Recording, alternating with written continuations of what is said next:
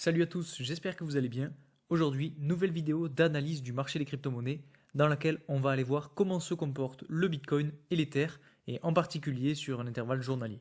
Et vous allez voir sur le Bitcoin, il est en train de se passer quelque chose de très intéressant que je voulais vous montrer et qui pourrait conditionner l'évolution future du prix.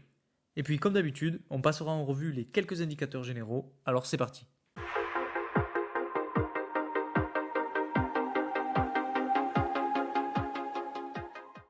Pour ceux qui ne me connaissent pas, je m'appelle Louis, je vous partage 2 fois par semaine mon analyse sur le marché des cryptos.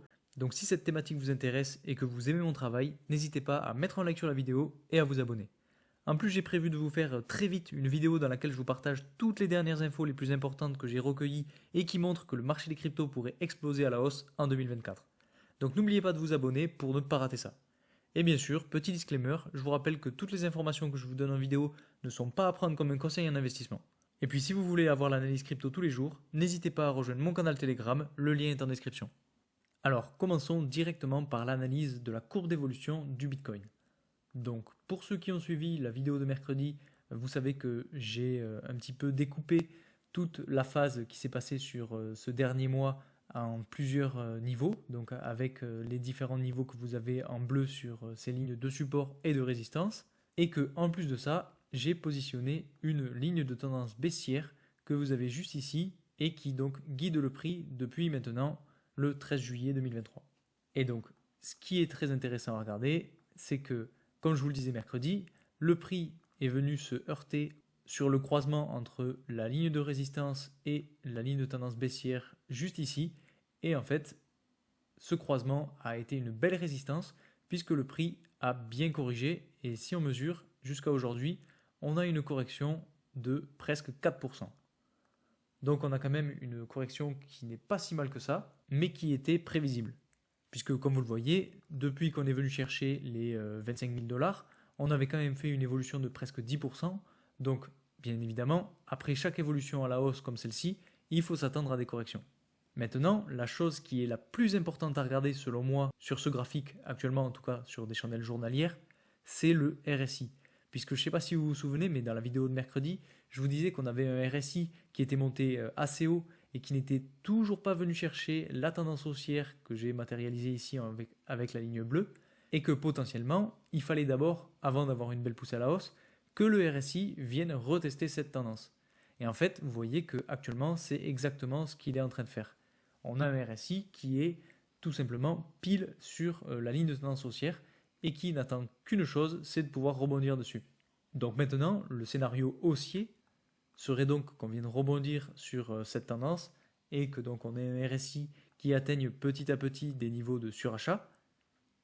Et en fait, si on arrive à faire ça, ça voudrait dire que sur le Bitcoin, en tout cas sur le cours du prix, on aurait une évolution à la hausse qui permettrait de passer à la fois la tendance baissière et à la fois plusieurs niveaux de résistance. Et honnêtement, je pense qu'on pourrait potentiellement atteindre donc des zones de surachat et potentiellement atteindre un prix qui pourrait au moins nous mener jusqu'à la résistance des 28 000 dollars. Alors bien entendu, ce sera à suivre de très près, mais selon moi, on est en fait entré dans une espèce de range latéral qui va peut-être continuer jusqu'au prochain halving, je ne sais pas, mais en tout cas qui pourrait potentiellement continuer encore un petit peu, puisque si on regarde, vous voyez qu'on aurait potentiellement un haut de canal entre en fait ce niveau de résistance situé entre 30 000 et 30 500 dollars, et donc le niveau de support situé juste ici entre on va dire 24 800 et 25 200 dollars. Et vous voyez, depuis qu'on est passé au-dessus, on est venu chercher le niveau de résistance, on est redescendu, on est venu chercher le niveau de support, on est reparti chercher le niveau de résistance, et là, on est revenu tester le niveau de support. Donc potentiellement que le prix pourrait continuer d'évoluer à la hausse et venir chercher à nouveau le niveau de résistance. Donc là, bien entendu, on est sur du plus long terme, mais c'est quelque chose qui pourrait arriver. Donc honnêtement, moi je privilégie plus facilement le scénario haussier, puisque bon, on a eu notre belle poussée à la hausse, on a une correction qui pourrait potentiellement nous faire repartir encore plus à la hausse. Et par contre, si cette fois-ci on vient casser à la baisse la tendance haussière qu'on a juste ici et que en fait on le valide avec une clôture qui ne permet pas au RSI de repasser au-dessus, alors là ce sera tout à fait autre chose puisqu'on aura donc un RSI qui sera passé en dessous de la ligne de tendance et qui pourra potentiellement annoncer de la correction sur le prix. Et donc cette fois-ci, si on passe en dessous de cette tendance haussière, alors on aura potentiellement un prix qui va corriger pour petit à petit venir chercher potentiellement, dans un premier temps, le niveau de support des 25 200 $. Donc ça aura été une correction qui nous aura un petit peu ramené au point de départ, mais honnêtement, en ce moment, je vois mal le prix redescendre encore plus bas. Je vous disais à un moment donné que je voyais bien en fait le prix revenir chercher potentiellement le niveau des 20 000 $, mais aujourd'hui je me positionne un petit peu autrement. En tout cas sur du court terme, pour l'instant, on a quand même de la force acheteuse en ce moment.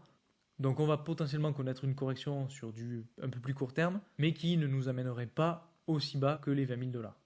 Alors bien entendu, je peux me tromper, hein. Si jamais on a une grosse correction, on ira forcément chercher un autre niveau de support, et l'autre niveau de support c'est celui des 20 000 $.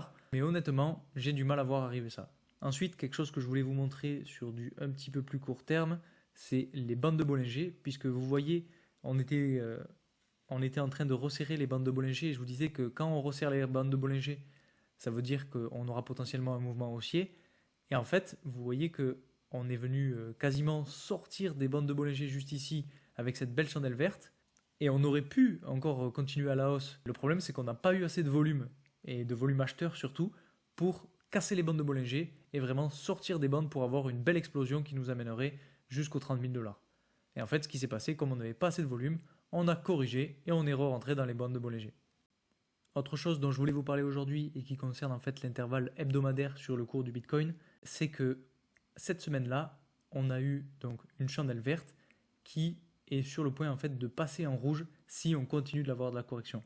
Vous voyez que cette chandelle cette semaine a été assez belle puisqu'on est monté très haut vers les 27 500 $. Et puis toute cette hausse a été ravalée et maintenant on se retrouve un petit peu sur des niveaux qu'on connaissait depuis un mois, c'est-à-dire les 26 000 $. Et donc ce que je voulais vous dire, c'est que si on arrive à clôturer cette semaine dans le vert, alors ce sera très bon signe et ça pourra potentiellement permettre au prix de continuer à évoluer à la hausse petit à petit. Mais si par contre on vient descendre encore plus bas et on clôture dans le rouge, alors potentiellement qu'on aura de la correction qui nous amènera, comme je le disais tout à l'heure, jusque potentiellement au niveau de support des 25 200 $. Maintenant, il y a autre chose que je voulais vous montrer, c'est que si on essaie de regarder sur du un petit peu plus long terme, vous voyez que bon là, on a eu un plus haut ici qui vient en fait faire une ligne de tendance haussière avec ce deuxième plus haut là. Et si on essaye de regarder par rapport au plus bas, vous voyez qu'on a notre plus bas qui est ici et qui en fait se trouve être plus bas que le dernier plus bas qu'on a ici. Alors bon, c'est un petit peu compliqué à expliquer, mais en gros, vous voyez, le dernier plus bas qu'on a eu ici était situé aux alentours de 24 700 $, et le plus bas qu'on a juste ici, donc sur cette chandelle, est à 24 900 $. Donc je vous l'accorde, on a une légère différence, mais ça peut compter. Bien entendu, selon moi, la chose qu'il faut regarder et qui est la plus importante à connaître, c'est ce niveau de support, mais potentiellement que si on ne repasse pas en dessous de ce niveau-là, donc à 24 800 $, alors il ne faudra pas s'inquiéter parce que vraiment ce niveau-là est un très gros niveau de support. Maintenant, si on regarde ce qui se passe du côté de l'Ether, bon là on a quelque chose qui est un petit peu moins beau, puisque vous voyez, bon, on a quand même une espèce de tendance baissière qui se dessine un petit peu comme ceci, donc dans une espèce de canal. Et en fait, on a quand même un petit peu moins de volatilité que sur le Bitcoin, et c'est normal puisqu'on a moins de volume. En ce moment, comme on a un marché qui est assez plat, on a de moins en moins d'investisseurs, et donc de moins en moins de liquidités, ce qui entraîne donc une stabilité, en tout cas sur le prix de l'Ether. Et comme on sait que le Bitcoin, en fait, c'est un petit peu le roi des crypto-monnaies, et c'est la première crypto sur laquelle, en tout cas, les nouveaux investissent, c'est normal qu'on ait plus de volatilité que sur l'Ether. En tout cas, ce dont je voulais vous parler pour l'Ether, c'est toujours par rapport au RSI. Vous voyez qu'on a une tendance baissière sur le RSI qui est imprimée depuis le début de l'année, donc vous voyez le 15 janvier 2023. Et on a eu donc plusieurs touches avec une touche ici, une troisième touche ici. Et en fait, on attend la quatrième touche. Puisque vous voyez, le RSI est sur une tendance haussière cette fois-ci, donc on a une divergence entre le RSI et le prix, ce qui pourrait potentiellement amener de la hausse sur le prix. Et donc, si on arrive à avoir un petit peu de hausse, le RSI pourrait potentiellement venir chercher petit à petit la tendance baissière avant de potentiellement recorriger une nouvelle fois et venir chercher à nouveau des niveaux de survente.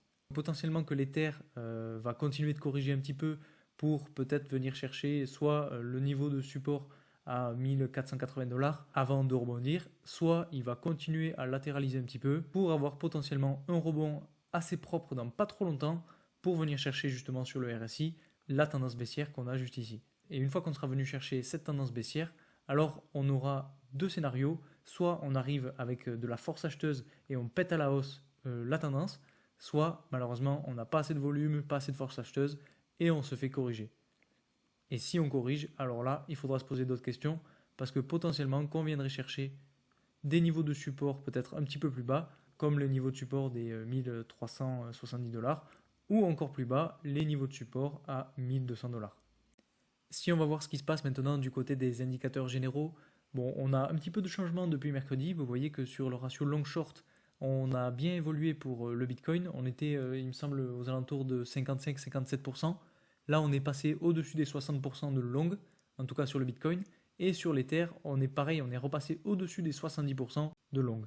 Donc ça montre qu'en fait, on a quand même pas mal de force acheteuse et que la correction qu'on a connue a permis aux gens de racheter la baisse. Donc potentiellement que ça annonce du rebond. Si on regarde ce qui s'est passé maintenant du côté des liquidations, bon, vous voyez que là, on n'a quand même pas vraiment beaucoup de liquidations.